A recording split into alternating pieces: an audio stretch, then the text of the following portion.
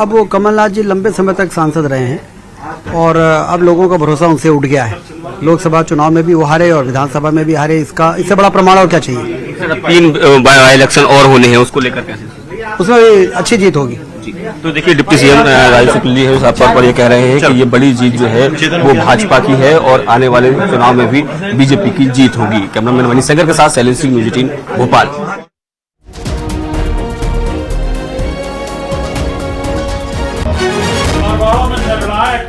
BJP के पास जीत लगभग है और इस पर अब खुशी का माहौल भी बीजेपी दफ्तर में बनता हुआ। लेकिन शुरुआत से अगर हम बात करें काउंटिंग की तो बेहद नजदीकी ये मुकाबला रहा अमरवाड़ा विधानसभा उपचुनाव का और लग रहा था कि ऊंट किसी भी करवट बैठ सकता है, लेकिन आखिरी जो राउंड है वो बीजेपी के फेवर में नजर आ रहे हैं। हालांकि अब इस पर सियासी रिएक्शन भी आएंगे, पॉलिटिकल रिएक्शन।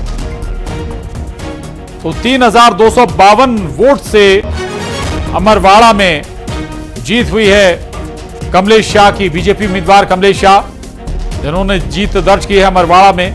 बाई इलेक्शन हुआ है अमरवाड़ा और न्यूज़ 18 संवाददाता शैलेंद्र भदौरिया हमारे साथ जुड़े हुए हैं। शैलेंद्र, 3000 से ज्यादा वोटों से जीत निश्चित हो चुकी है। ये वाकई बीजेपी के लिए बहुत बड़ी राहत की बात होगी उस स्थिति में जब सरकार आपकी है, बाई इलेक्शन आपका हो रहा है और दूसरा वो गढ़ था कमलनाथ का। बिल्कुल बिल्कुल बिल्कुल, आपने ठीक कहा कि ये कमलनाथ का गढ़ कहा जाता था। लेकिन अब से कुछ देर पहले जो डिप्टी सीएम राजेंद्र शुक्ल हैं वो साफ तौर पर ये कह रहे थे कि वो जो कमलनाथ का युग है वो अब खत्म हो गया। जिस तरीके से लंबे समय तक उन्होंने वहां पर राज किया, लेकिन जिस तरीके से पिछले लोकसभा के चुनाव में जनता ने वहां उनके बेटे नकुलनाथ को शिकस्त दी, उसके बाद यह तय हो गया था कि वहां जो भी चुनाव होंगे उसमें कांग्रेस को हार का सामना करना पड़ेगा। और देखिए, ये चुनाव भी ये लगातार बीजेपी ये कह रही थी कि इस चुनाव को जीतेंगे। हालांकि 2023 के जो चुनाव हुए थे उसमें भले ही मध्य प्रदेश में बीजेपी को प्रचंड बहुमत मिला हो, लेकिन जो छिंदवाड़ा की सीट थी उसमें 7 के 7 जो विधानसभा सीटें जो हैं वो बीजेपी को हार का सामना करना पड़ा था। लेकिन अब जो जिस तरीके से लोकसभा में जीत मिली है उसके बाद जो है वो बीजेपी के कार्यकर्ता एक नए रिचार्ज के साथ काम कर रहे हैं, पूरी स्फूर्ति के साथ लगातार काम कर रहे हैं। और यही कारण है कि देखिए, चाहे सीएम हो, प्रदेश अध्यक्ष हो, तमाम जो बड़े नेता हैं उन्होंने लगातार छिंदवाड़ा के दौरे भी किए और उसका परिणाम ये रहा कि 3000 से अधिक वोटों से बीजेपी वहां जीतने में कामयाब रही है। हालांकि कांग्रेस लगातार ये कहती रही कि ये कांग्रेस का परंपरागत गढ़ है, ये परंपरागत सीट है और इस सीट पर कांग्रेस ही जीतेगी। लेकिन जो परिणाम आए हैं वो बता रहे हैं कि किस तरीके से बीजेपी ने ग्राउंड पर मेहनत की है और लोकसभा के बाद अब उपचुनाव यानी विधानसभा के उपचुनाव में भी वहां पर अपनी जीत दर्ज की है। तो निश्चित तौर पर ये कांग्रेस के लिए, खासकर कमलनाथ के लिए बेहद अलार्मिंग पोजीशन है कि जिस तरीके से लगातार ये माना जा रहा था कि कमलनाथ का जो गढ़ है, लोकसभा का चुनाव हारे उसके बाद भी लगातार ये सवाल हो रहा था कि क्या उपचुनाव जीतेंगे। धीरेन्द्र शाह जिनको प्रत्याशी बनाया गया था उनको लेकर काफी मंथन और चिंतन किया गया था और ये माना जा रहा था कि आंचल कुंड दरबार से वो जुड़े हुए हैं और कमलनाथ के बेहद करीबी हैं और ऐसे में आंचल कुंड दरबार को लेकर वहां के आदिवासी वर्ग में काफी आस्थाएं हैं। तो चुनाव परिणाम कुछ भी हो सकते थे, लेकिन ये देखने में आया कि चुनाव के परिणाम जो है वो बीजेपी के पक्ष में आए हैं। हालांकि मुकाबला बेहद कांटे का रहा है। पहले 3 राउंड में भले ही जो है वो बीजेपी को आगे रही हो, लेकिन बाद के राउंड में लगातार कांग्रेस ने डिफीट करती रही। लेकिन 15वें राउंड के बाद जो उलटफेर होना शुरू हुआ उसका परिणाम ये है कि बीजेपी 3000 अधिक वोटों से जीत चुकी है और अब से कुछ देर बाद जो है वो बीजेपी में जश्न की तैयारियां भी की जा रही हैं। बिल्कुल बिल्कुल, जश्न की तैयारियां की जा रही हैं और बीजेपी में अगर हम कहें तो नजर भी आ रहा है बड़ा जमावड़ा है लोगों का। शैलेंद्र, बहुत महत्वपूर्ण है, जैसा कि जिक्र भी कर रहे थे आप, लोकसभा चुनाव शिकस्त खा गई लोकसभा चुनाव में भी कांग्रेस और 7 सीटें जिनमें कांग्रेस ने जीत दर्ज की थी विधानसभा में। एक ये सीट बहुत बड़ी सेंध है, भले ही हार जीत का अंतर बहुत बड़ा ना हो। शैलेंद्र, देखिए, बिल्कुल आपने ठीक कहा कि देखिए किसी भी अब जब आप किसी भी गढ़ को अगर आप भेदने का प्रयास करते हैं तो धीरे धीरे ही ये शुरुआत होती है। देखो, जिस तरीके से पहले लोकसभा पर फोकस जो है वो बीजेपी ने पूरा फोकस करके रखा था। तमाम जो बड़े नेता हैं उनके वहां पर दौरे कराए गए थे और उसके बाद जब लोकसभा की सीट जो है वो लगभग 1.25 लाख वोटों से जीती तो उसके बाद जो है जो बाई इलेक्शन हुआ, चूंकि ये लोकसभा के चुनाव के समय ही जो है कमलेश साहब बीजेपी में शामिल हो गए तो उसके बाद ये तय तय था कि यहाँ पर बाई इलेक्शन होना, और उसी समय से बीजेपी ने बाई इलेक्शन की तैयारियां शुरू कर दी थी और उसी का परिणाम है कि लगातार वहां पर काम हुआ, चाहे प्रदेश अध्यक्ष वी डी शर्मा हो या फिर मुख्यमंत्री डॉक्टर मोहन यादव सहित संगठन के तमाम जो नेता हैं वो लगातार वहां पर काम करते रहे और उसी का नतीजा है कि 3000 से जो जीत मिली। ये बात बिल्कुल सही है कि जो आप कह रहे हैं कि सेंधमारी जो शुरू हुई, जो लोकसभा का चुनाव हुआ हो और अब विधानसभा का चुनाव, बिल्कुल रहेगा। शैलेंद्र, लौट रहा हूं आपके पास और डिप्टी सीएम राजेंद्र शुक्ल ने क्या कहा है वो सुनाते हैं। भाजपा के सुशासन की जीत है। डॉक्टर मोहन यादव जी के नेतृत्व में प्रदेश की जनता ये चाहती है, छिंदवाड़ा की जनता, अमरवाड़ा की जनता ये चाहती है कि विकास का जो रथ तेजी के साथ चल रहा है उसको और गति दी जाए, जिससे कि हम विकास के लक्ष्यों को प्राप्त कर सकें। कांग्रेस ने आरोप लगाया कि 2 ईवीएम मशीन में गड़बड़ी हो गई, वो उनको रिकाउंटिंग की मांग वो लगातार कर रहे हैं, कैसे देखते हैं? कांग्रेस तो ईवीएम पे आरोप लगाना उनकी एक आदत बन गई है। तो राजेंद्र शुक्ला को आप सुन रहे थे, डिप्टी सीएम मध्य प्रदेश के। शैलेंद्र भदौरिया हमारे साथ लगातार बने हुए और राजेश करमेले हमारे साथ छिंदवाड़ा से जुड़ गए हैं। राजेश, छिंदवाड़ा कहें तो एक वाकई अब बड़ा सेटबैक, पहले लोकसभा में और अब विधानसभा चुनाव में अमरवाड़ा में बीजेपी ने यहां से जीत दर्ज कर ली। मेन फैक्टर क्या नजर आ रहे हैं? अब हार के बाद कांग्रेस क्या कह रही है, बीजेपी का रुख क्या है? और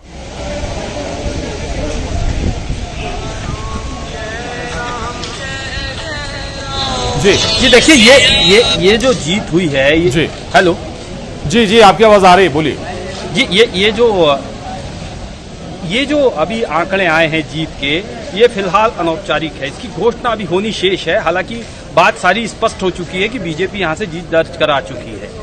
ये जो गढ़ है छिंदवाड़ा में, ये कहा जाता रहा है कि कमलनाथ का गढ़ है, और अमरवाड़ा इलाका जो है वो चूंकि आदिवासी इलाका है, यहाँ पर गोंडवाना ने जमकर डेंट किया है कांग्रेस को। तकरीबन 25,000 वोट यहां से हासिल किए और एक बड़ा नुकसान कांग्रेस को हुआ है। इसी नुकसान की वजह से कांग्रेस लगातार पिछड़ती चली गई, गोंडवाना वोट लेती चली गई और बीजेपी ने यहां बाजी मार ली। फिलहाल घोषणा अभी बाकी है, लेकिन जो आंकड़े हमारे पास आ रहे हैं उनके मुताबिक 3000 के आसपास वोटों से भाजपा प्रत्याशी कमलेश शाह की जीत दर्ज हो गई है। जी बिल्कुल, आप बड़ी बात कह रहे हैं। गोंडवाना गणतंत्र पार्टी का आप जिक्र कर रहे हैं, बड़ा फैक्टर है। 25,000 वोट गोंडवाना गणतंत्र पार्टी ने हासिल किए और जबकि बीजेपी अगर जिक्र करें 3,250 वोट के आसपास से लगभग जीत दर्ज करती हुई नजर आ रही है। लेकिन थोड़ा सा ये भी राजेश समझाइएगा कि कांग्रेस के लिए ये कितना बड़ा झटका है। कमलनाथ के गढ़ में अगर एक विधानसभा सीट हार जाती है कांग्रेस, बाय इलेक्शन हार जाती है, तो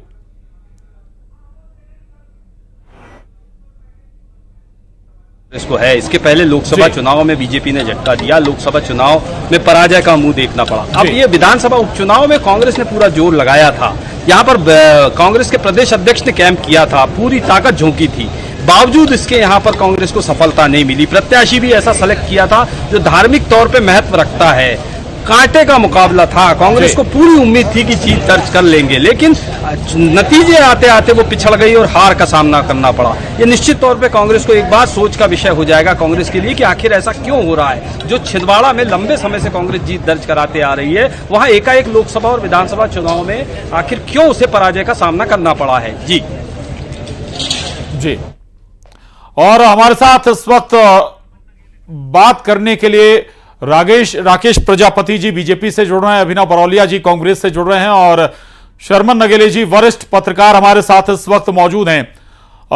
अभिनव जी आपके पास आऊंगा। अभिनव जी, बाय इलेक्शन था, लेकिन जो सबसे बड़ा फैक्टर है इस नतीजे में अमरवाड़ा चुनाव में, कहा यह जा रहा है कि दूसरा भी जो दरख्त है वो दरका दिया। लोकसभा चुनाव में आपको शिकस्त मिली और बाय इलेक्शन भी आपको करीब 3000 के वोटों से आपको शिकस्त झेलनी पड़ रही है अमरवाड़ा में। अभिनव जी, देखिए, अभी आपके जैसे छिंदवाड़ा में जिस तरीके से आपके पत्रकार ने बताया है कि घोषणा अभी नहीं हुई है, पिछले 17वें राउंड तक आपने देखा होगा इलेक्शन कमीशन की साइट पर अपडेट था 2028 वोट से कांग्रेस आगे है जी। उसके बाद आपने देखा 53 मिनट तक इलेक्शन कमीशन की साइट बंद रही और पूरे देश में जो उपचुनाव चल रहा था उसमें 5-5, 10-10 मिनट में अपडेट हो रहा था। उसके बाद ठीक 53 मिनट के बाद 18वें राउंड में जब आया रिजल्ट, इलेक्शन कमीशन ने अपडेट किया, उसमें 654 वोट से आगे थी बीजेपी। ये बताता है कि 53 मिनट तक साइट क्यों बंद रही। उसके बाद 18वें राउंड से लेकर 1 घंटे तक काउंटिंग बंद रही, वहां पे लंच चल रहा था। यहां पर कुछ भाजपा के प्रवक्ताओं ने 1564 वोटों से बीजेपी की जी ये बताता है कि पूरे तरीके अभिनव जी, आपकी आवाज हम तक सही तरीके से नहीं पहुंच पा रही है, मैं दोबारा आपके पास आऊंगा।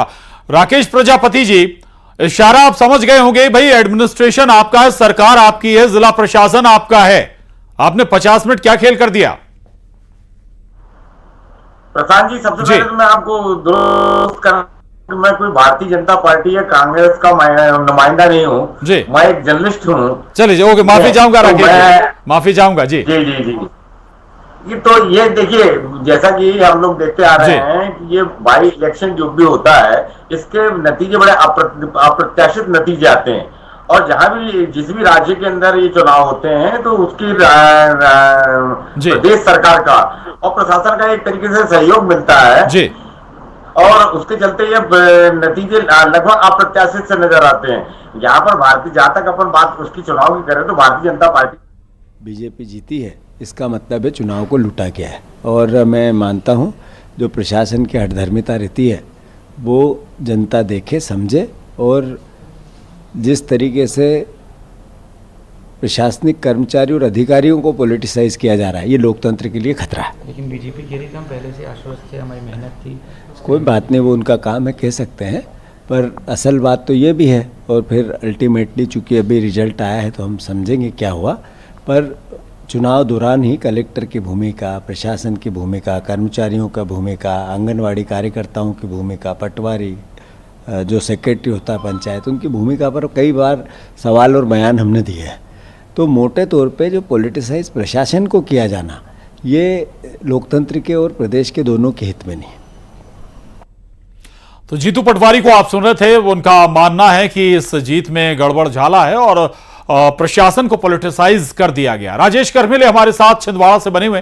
राजेश, लगभग आप कह रहे थे घोषणा का इंतजार है, लेकिन लगभग 3,500 वोटों से बीजेपी की जीत लगभग तय मानी जा रही है, लेकिन कई सवाल भी उठ रहे हैं। क्या सोचते हैं लोग इस हार जीत को लेकर?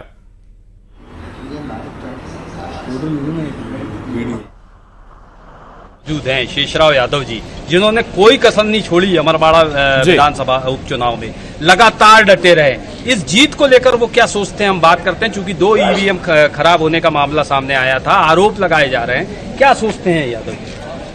देखिए, भारतीय जनता पार्टी की जीत है, भारतीय जनता पार्टी के विकास की जीत है, कामों की जीत है और उनके कार्यकर्ताओं की जीत है। कार्यकर्ता जिस मेहनत तन्मयता से लगा था, उन्होंने चुनाव परिणाम अपने पक्ष में किया है। और जनता को भी समझ में आ रहा था कि जो 15 साल कांग्रेस में रह के विकास नहीं करा, उस आधार पर उन्होंने इस्तीफा देकर और कांग्रेस छोड़कर भाजपा में आए। इसलिए जनता उस बात को समझ पाई और हम चुनाव जीते। ये आवेदन दिया कांग्रेस ने कि वापस से मतगणना कराई जाए, टेबुलेशन को लेकर आपत्ति दर्ज की है। कांग्रेस इसी हालत में हो गई है आजकल की, जो भी जीत को किसी पचा ही नहीं पाती है। कभी ईवीएम खराब करती है, कभी ये लूट बताती है, कभी कुछ बताती है।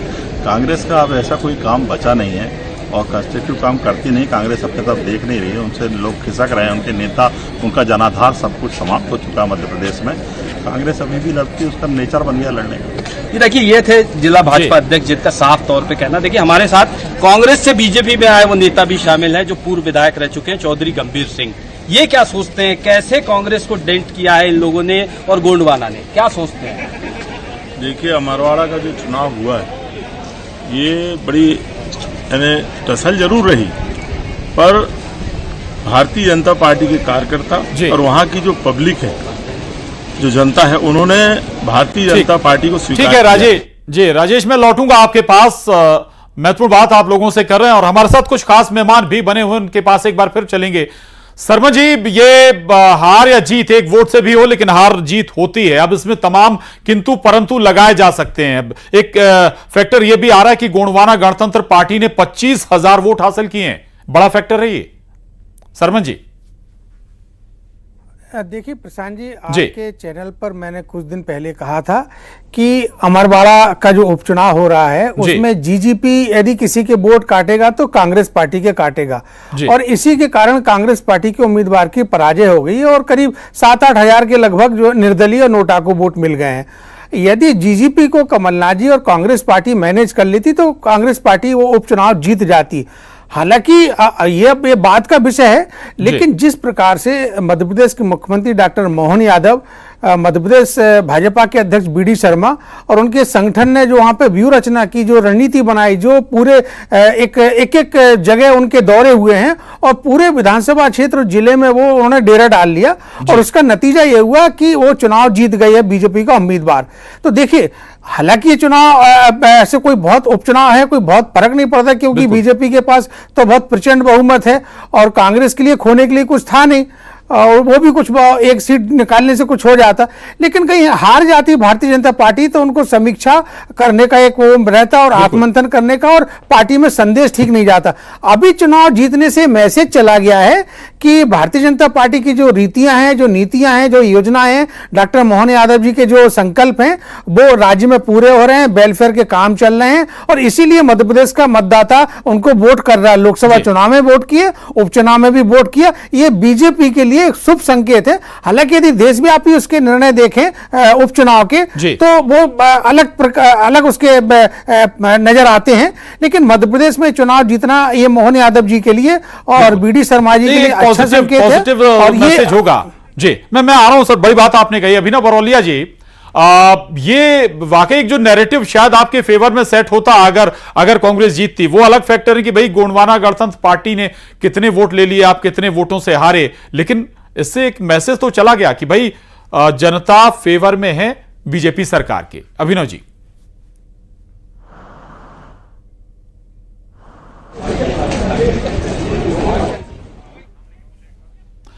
आवाज आप तक पहुंच रही है?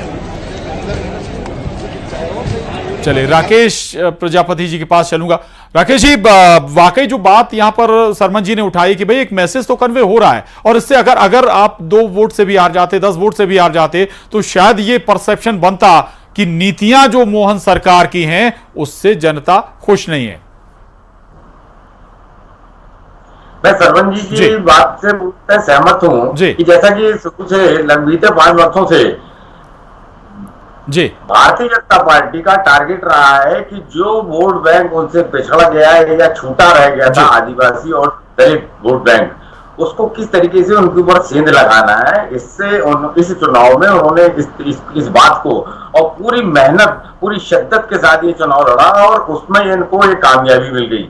रही बात जैसा कि आपने बताया कि गोंडवाना, जैसा कि नतीजे सामने आ रहे हैं कि गोंडवाना गणतंत्र पार्टी एक बार पुनः इस क्षेत्र में 2003 के बाद उसका एक तरीके से फिर से वापसी हुई है, और ये जो परिणाम आए हैं उसमें गोंडवाना गणतंत्र पार्टी का एक फैक्टर बड़ा कारगर सिद्ध हुआ है। अगर ये वापसी गोंडवाना गणतंत्र पार्टी की नहीं होती तो भारतीय जनता पार्टी को ये चुनाव निकालना बड़ा मुश्किल होता है। क्योंकि मैंने ये देखा है कि 7 बार मुख्यमंत्री डॉक्टर मोहन यादव और लगभग 25 से अधिक उनके मंत्री और विधायक इस क्षेत्र को, पूरे क्षेत्र को इन्होंने क्या कहते हैं हर बूथ के ऊपर तरीके से मॉनिटरिंग करी।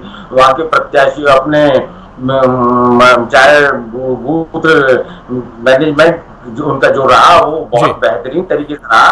फिर भी मेरा मानना यह है कि अगर कांग्रेस की तरफ से देखा जाए तो उन्होंने भी इस चुनाव को बड़े तरीके से लड़ा, और जो परिणाम आए बड़ी शानदार तरीके से, जो परिणाम भले ही जो भी आए हों, मगर ये जो चुनाव हुआ है वो बड़ा जबरदस्त, दिलचस्प और रोचक रहा है। भारतीय जनता पार्टी की मोहन सरकार की, शर्मन जी की बात से सही है कि एक चुनाव में 1 सीट और चूंकि बढ़ जाने से उतना कोई प्रभाव पड़ता नहीं है। यहाँ पर ये बात बीती, अगर यहाँ पर इस बात को अगर देखा जाए कि ये जो गढ़ था ये कमलनाथ का गढ़ था, मगर बीते 20 वर्षों से भारतीय जनता पार्टी की प्रदेश में सरकार रही है, और यहाँ पर जो परिणाम आए हैं प्रदेश से वो बिल्कुल उलट रहे हैं। आपने 2023 के भी जो विधानसभा के चुनाव देखे थे उसमें 7 के 7 विधायक थे जो कांग्रेस की जीत के आए। जब ये उन्होंने कांग्रेस में भाजपा में शामिल हुए कमलेश शाह, तो यहाँ का मतदाता वहां जागरूक है। उन्होंने देखा कि 20 वर्षों से जो छिंदवाड़ा जिले के कार्य रुके हुए थे, अगर इनको अगर जिताते हैं तो ये जो विकास कार्य रुके हुए हैं उनको एक परसेंट गति मिल जाएगी। और जो प्रदेश सरकार की जो नीतियां हैं, जन कल्याणकारी योजनाएं हैं, वह तरीके और स्वाभाविक है उन योजनाओं का लाभ लेने की कहें तो एक जनता की मंशा भी यहां नजर आती है। शर्मा जी, दो बातें, एक तो ये कि भाई गोंडवाना गणतंत्र पार्टी जिसका जिक्र यहां पर हो रहा, तो हम ये मानकर चलें कि छोटी छोटी पार्टियों को बिल्कुल नजरअंदाज करना नुकसानदायक हो सकता है, भले ही वो जीत की कंडीशन में ना हो लेकिन आपको नुकसान जरूर पहुंचा सकती हैं। शर्मा जी देखिए प्रशांत जी, यदि पुराने संदर्भ देखेंगे विधानसभा चुनाव के, तो जब दिग्विजय सिंह जी की सरकार थी तो जीजीपी ने बहुत नुकसान किया था, बीएसपी ने बहुत नुकसान किया था, समाजवादी पार्टी ने किया था। तो लगातार ये जो रीजनल जो छोटे छोटे दल रहते हैं ये नुकसान करते हो। जो जीजीपी है उसका एरिया ही महाकौशल के आसपास है, तो इनको राजनीतिक दलों को उतना अपना समझ तो रहती है लेकिन उनको वो मैनेज करने में असफल हो जाते हैं और वो चुनाव हार जाते हैं। देखिए जीजीपी का जो कार्य क्षेत्र है वो आदिवासियों के बीच में है, पहले से रहा, अब भी, और एक बार तो उनका विधायक भी चुनकर आया था मनमोहन साहब भट्टी, और अभी जो बीजेपी से जो वहाँ पे बिलोंग करते हैं उनके परिवार के लोग वो बीजेपी में शामिल हो गए।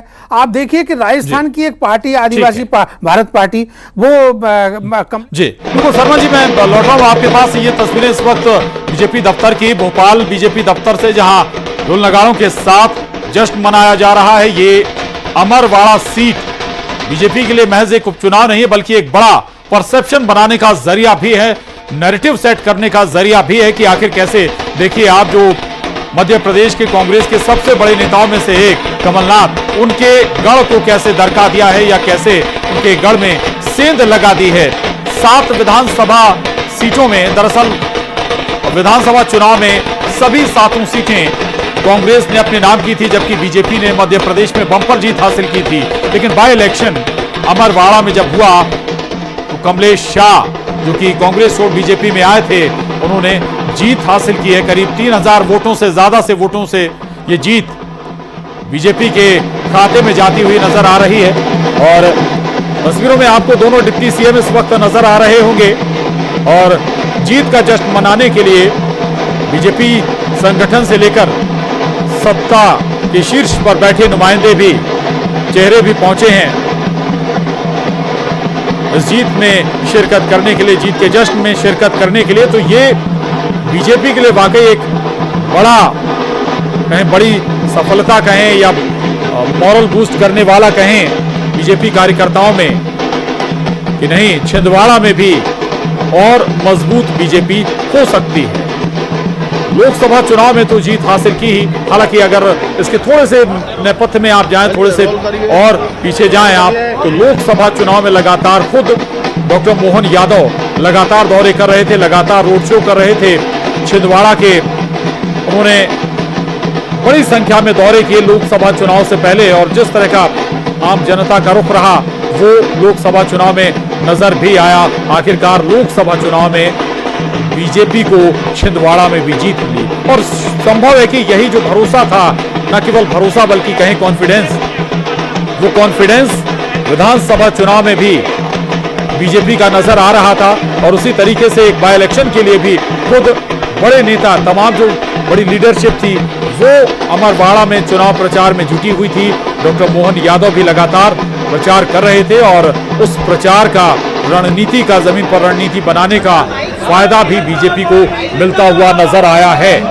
और जश्न है आज बीजेपी दफ्तर में, तमाम बड़े नेता पहुंचे हुए हैं। मंच पर इस वक्त आप देख पा रहे हैं दोनों डिप्टी सीएम मौजूद हैं, तमाम दूसरे नेता मौजूद हैं, बड़े पदाधिकारी मौजूद हैं, मीडिया प्रमुख मौजूद हैं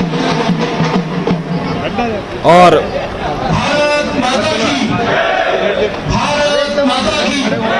तो नारेबाजी भी हो रही है।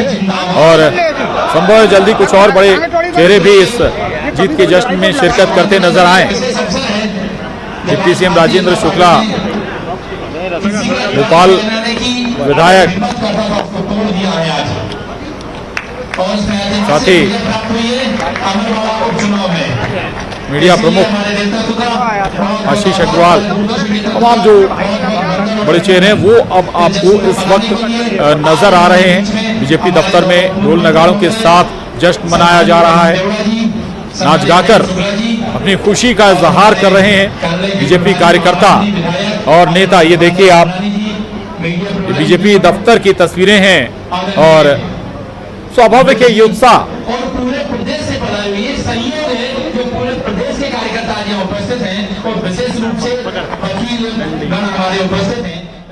आखिर बड़ी जीत बीजेपी के लिहाज से, और भले ही बाई इलेक्शन हो और इस एक हार जीत से कोई